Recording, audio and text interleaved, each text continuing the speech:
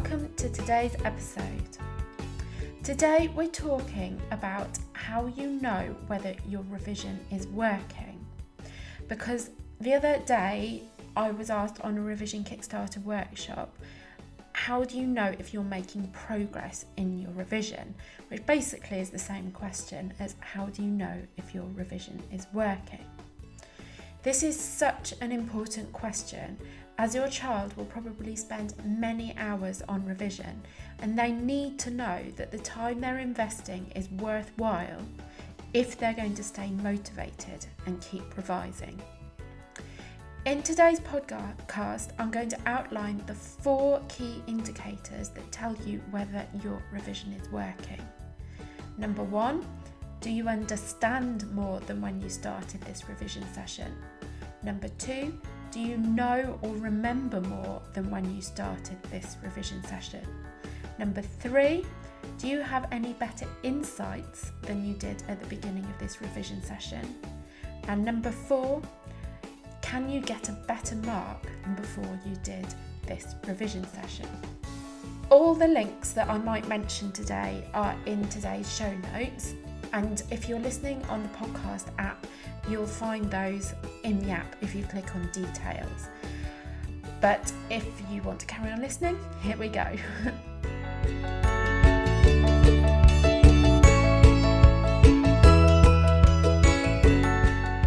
So how do you know if your revision is working? Firstly, do you understand more?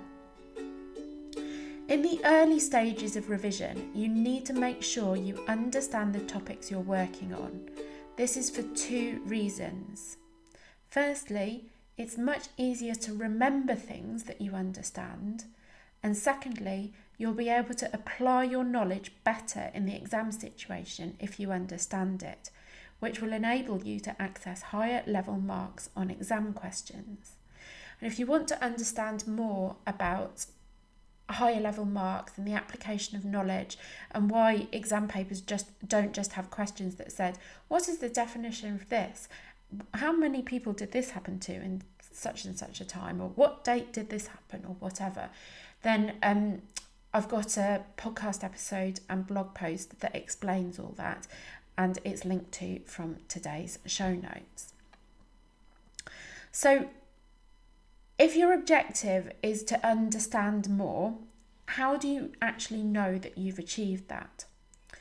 Good measures of whether you understand something are if you can confidently explain it to someone else so that they understand it, if you can explain it in your own words on paper, so you can write out an explanation on paper that makes sense, and if you can get an exam answer that gets full marks or very close to full marks. So if you find a past paper question and you can get full marks or close to full marks on that exam paper question.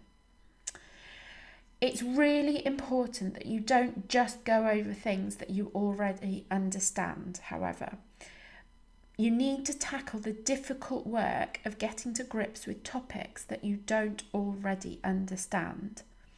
This might be uncomfortable or challenging, and a lot of students do shy away from this because it's scary to do the difficult work that they don't already understand. But this is the work that will help you to increase your grade or marks. If you need help identifying the things that are most worthwhile to work on, you can download a free chapter of my book, The 10-Step Guide to Acing Every Exam You Ever Take, which takes you through a method of identifying your strengths and weaknesses. And you can find that free chapter at lifemoreextraordinary.com/free-chapter.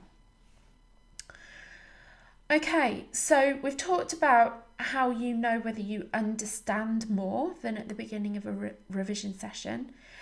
The next thing to look at is whether you know more. So if you've taken time to understand something, you'll probably know quite a lot of it already. However, there may be facts or details that you need to commit to memory to get to full marks. Or you might need to memorise exam board approved definitions of key words, quotations for English literature, or vocabulary for foreign languages. So how do you know more than when you started? How do you know if you know more than when you started? This is really quite simple. You need to test yourself or get someone else to test you. To test yourself, you can use flashcards and the Lightner box technique, where you focus on learning the cards you're least confident with. And you can find a link to a video that explains how to create flashcards and how to use the Lightner box technique from today's show notes. And you can also use apps like Quizlet or one called Anki, that's spelled Anki, and I believe that uses a kind of algorithm where it puts flashcards in front of you that you need to work on most. Basically, they're your weaknesses. So that's a really good one to use. The real measure of whether you know more than when you started is whether you get more definitions, meanings, or questions right at the end of the revision session than at the beginning.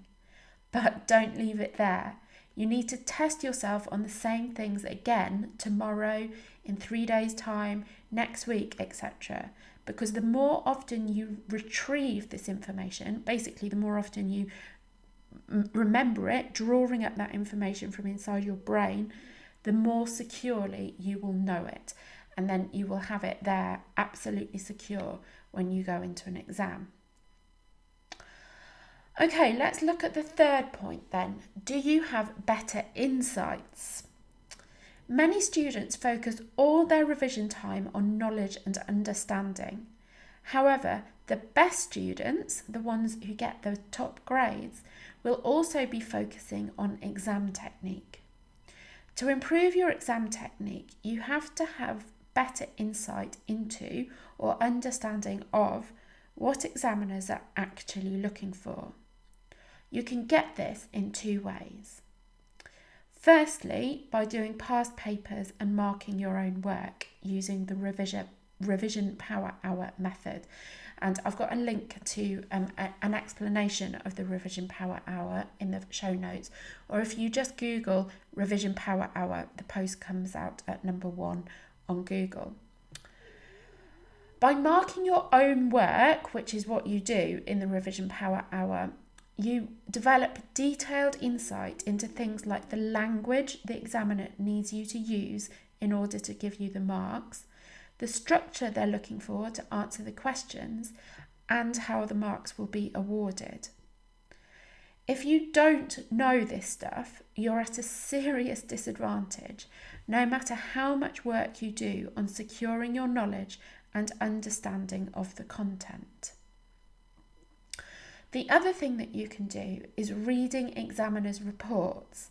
And this is quite an advanced technique, but it's a great way of getting insight into what examiners are looking for. Examiners' reports are written by the chief examiners at the end of every exam series. The examiners' reports will highlight things that all students who took this exam did well, which areas were generally weak, and what they'd like to see in the future from the candidates.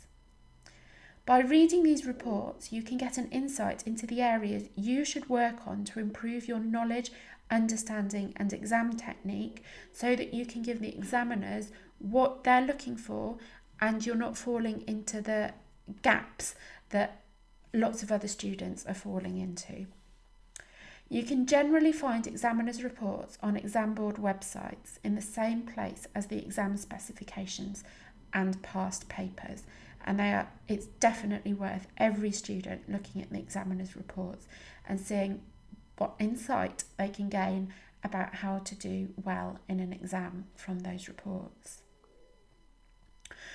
Okay, the final thing I'd like to talk about today is whether you can get a better mark. A great way to spend a revision session is doing a past paper question to work on your exam technique. I've already mentioned the Revision Power Hour, but it is a fantastic way of doing past paper questions. The thing that lets so many students down and prevents them from getting the grade they deserve based on how much time they've spent revising is poor exam technique. By practicing particular question types and marking them yourself, you become familiar with the mark scheme and get a better understanding of how to achieve higher marks. This is particularly important for longer questions worth higher amounts of marks, such as the essay-style questions you find at the end of science or geography papers, or all the questions on exam papers for subjects like English, history, or RE. It's very easy to tell whether your revision has worked by this measure. Basically, has your mark gone up? And recently, in the Extraordinaries Club, a member who was really struggling with GCSE French did the How to Revise GCSE French masterclass in the club. She gained insight into how to learn her French, but also how to approach the questions, and her marks went up by 50% for a particular type of question in less than a week. I've seen similar results for people using the How to Revise GCSE English Language Masterclass. One student went up from a grade 6 to a grade 9 overnight after watching the masterclass and understanding how to structure the answers to questions to access the higher marks.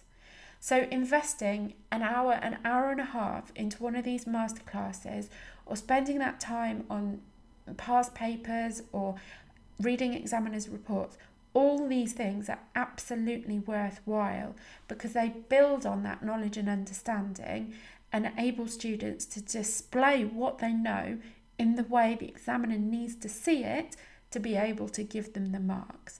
So these things are totally worth the time and effort. So what I really want you to remember from today is that every revision session, like even if it's like 20-25 minutes, should be about making progress. So when your child sits down to revise, they should have the intention of improving one or more of the things we've talked about today. So I'll just recap them. They're understanding, knowledge or memory, insights and marks. If at the end of a revision session you can demonstrate to yourself that you've improved any of these things, then you know your revision is working. And if you can't demonstrate progress there, I've got another blog post called What to Do When Your Revision Isn't Working, and you'll find the link to that in today's show notes.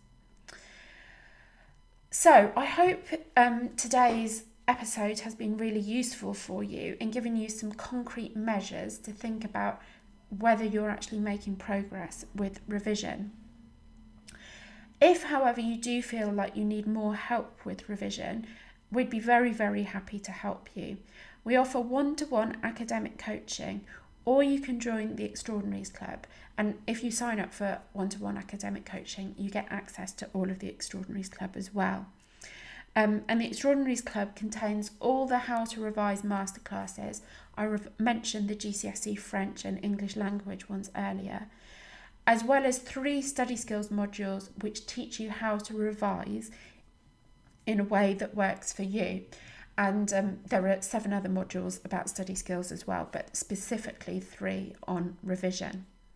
So if you'd like to find out more about those, you can find the link to one-to-one coaching on the Work With Me tab at livemoreextraordinary.com, or if you'd like to join the Extraordinaries Club, you can find that at theextraordinariesclub.com.